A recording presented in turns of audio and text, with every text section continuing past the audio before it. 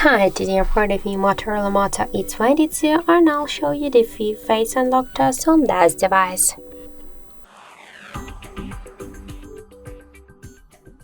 So, just a couple of minutes ago I set up my face recognition here, and now I'll make a couple of tries to unlock the device with my face and we'll see how fast this feature is and does it works. So let's start. 1, 2, 3,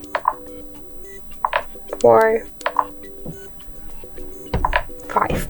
So as we can see, face unlock feature works here, correct? Now device unlocked successfully.